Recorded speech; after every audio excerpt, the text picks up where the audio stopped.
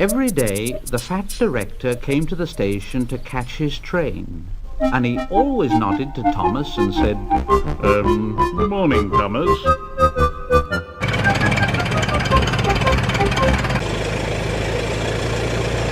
There were lots of trucks in the yard, and Thomas had to push and pull them into their right places. He worked hard.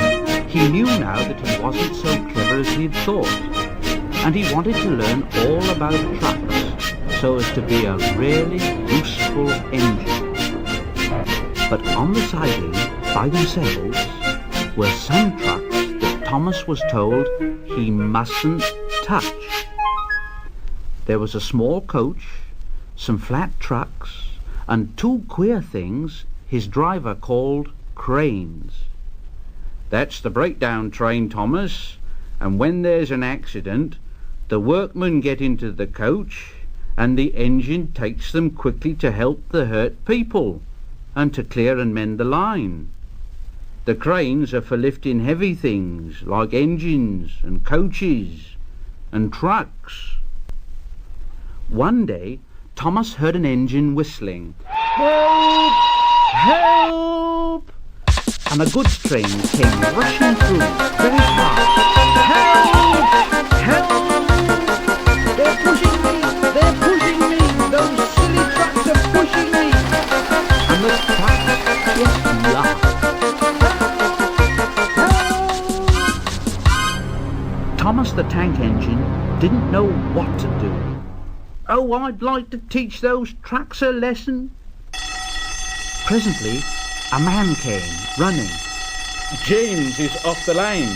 The breakdown train. Quickly!" So Thomas was coupled on. The workmen jumped into their coach, and off they went. Thomas worked his hardest. Faster, faster, faster, faster. Oh, bother those trucks and their tricks. I only hope poor James isn't hurt. They found James and the trucks at a bend in the line. The brake van and the last few trucks were on the rails, but the front ones were piled in a heap. James was in a field with a cow looking at him, and his driver and fireman were feeling him all over to see if he was hurt. "Never mind, James, it wasn't your fault. We always said your wooden brakes was no good." Thomas pushed the breakdown train alongside. Then he pulled the unhurt trucks out of the way. "Oh, oh, oh dear! Oh, don't hurt us, Thomas! Oh, oh, don't hurt us, Thomas! It serves you right! It serves you right!" He puffed backwards and forwards all the afternoon, and he scolded the trucks. "This'll teach you a lesson! This'll teach you a lesson!"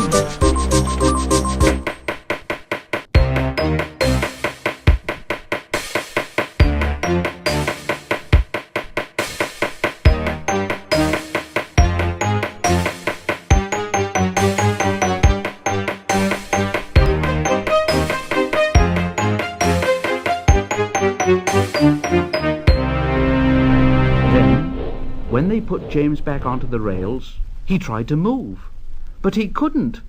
So Thomas helped him back to the shed. The fat director was waiting anxiously for them. "Well, Thomas, I've heard all about it, and I'm very pleased with you. You're a really useful engine. James shall have some proper brakes and a new coat of paint, and you, well, you shall have a branch line all to yourself." "Oh, sir, thank you." Now Thomas is as happy as can be. He has a branch line all to himself and puffs proudly backwards and forwards with two coaches all day. He's never lonely because there's always some engine to talk to at the junction. Edward and Henry stop there quite often and tell him the news. Gordon is always in a hurry and doesn't stop, but he never forgets to say to Thomas, and Thomas in return always whistles